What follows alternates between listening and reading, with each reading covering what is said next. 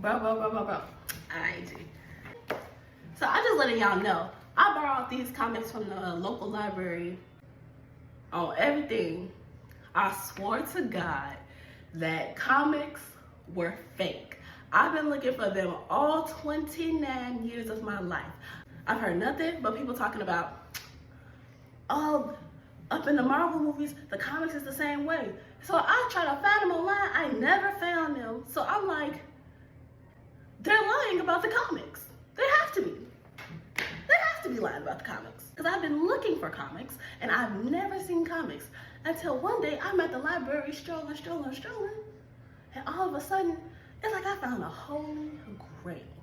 Now, if you don't know nothing else, you better know I'm a Marvel girl, okay? DC, y'all alright. But, yeah, get into it. Yeah. So I borrowed Hulk, Return to Planet Hulk. Okay, I love the Hulk. If you know something, you know that. Ghost Rider, Hearts of Darkness. I am a huge Ghost Rider fan. Then we have Predator, Day of the Hunter. I'll be getting to this soon. I have Peter Parker, Spider-Man, Civil War. I just read the Peter Parker, Spider-Man, Civil War. I'm gonna give Peter Parker, Spider-Man, Civil War, I'm gonna give that a good 7 out of 10. Reasons why: the ending kind of sucked to me. I'll tell you why. Apparently, Peter Parker is a science teacher, and for some reason, Tony tells him to unmask himself.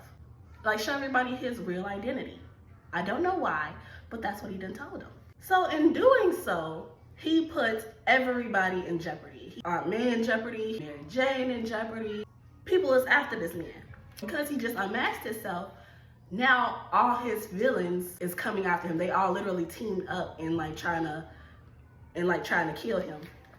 Hence Civil War. Right? I'll tell you one thing. Who's the bad bitch in this book, okay? Aunt May.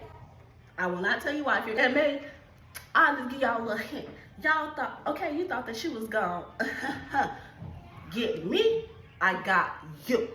Favorite bad bitch from the book is Miss Felicia, aka Black Cat, okay?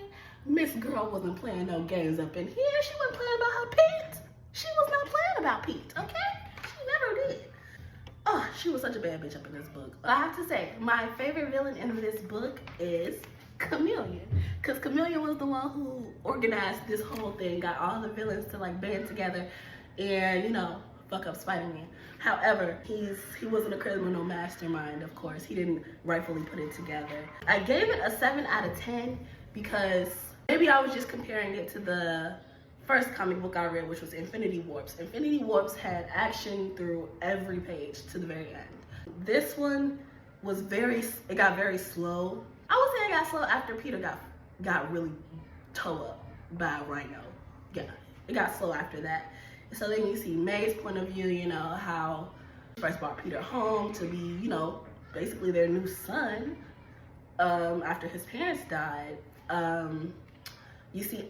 You also see Mary Jane. She kind of struggled with the marriage because things had gotten so bad because, you know, villains started coming for her as well because they didn't know that was his girl at first, but then they found out. So, you know, they started coming for her. So she's rethinking the marriage. At a point in this comic book, she literally starts looking at, you know, train stations for Chicago, DC. She was finna run. She was finna run away. But she did not. She ended up talking to Sue, which is the Invisible Woman, and she tell her straight, like, basically, you knew what you was getting into when you married him. You knew what you was getting into. So don't act like you didn't know he was a superhero. It'd be different if you didn't know, but you knew that you was getting into a marriage with Spider-Man and Peter Parker. So Sue set that hoe straight, okay? But this is why the ending was so bad. I'll tell you. After Spider-Man gets towed up by a rhino or whatever, Black Cat comes and she like, not my ex, not the ex who taught me that I don't need to be Black Cat 24/7. The ex who taught me to be Felicia, okay? Not him. So, she talking like she about to go avenge this man. Why? So her and Puma, they go fan this man. You know, she like, oh, I got coordinates on him, whatever, whatever. Why she get to Rhino? And Rhino is drunk because he basically just took out Peter Parker for no reason. Cause he didn't know that Chameleon them had went to jail already. Peter Parker already got them. He already got them. So Rhino doing their dirty work and they can't even pay him. So he mad, he end up getting drunk up in the park. Black Cat fans him. And I'm thinking she about to squash. But the more I kept reading, apparently, she says in the book, like, you know, Rhino, calm down. Like, basically, I know I can't take you. You fought the Hulk and you survived. Of course, I can't take you. Like, but she tricked him and was like, I got a dude out back that'll take you out with a bazooka. I say this to say, all they did was talk. And she just pretty much talked him down. And was like, you know, don't do that again. And he was like, all right, let me dip.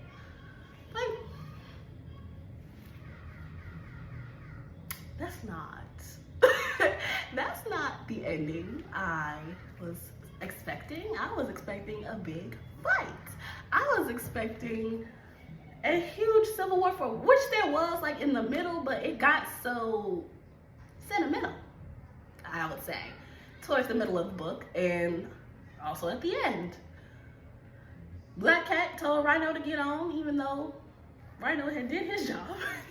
He was already gonna go. Yeah, so that's why I'm like, well, I'll give this the Civil War Spider-Man. He gets a good 7 out of 10 for me. So be sure to come on back, my bookworms, and I'll have plenty more books, and I'll also give you updates on Predator, Ghost Rider, and the Hulk. We're gonna get into it. I'll see you later.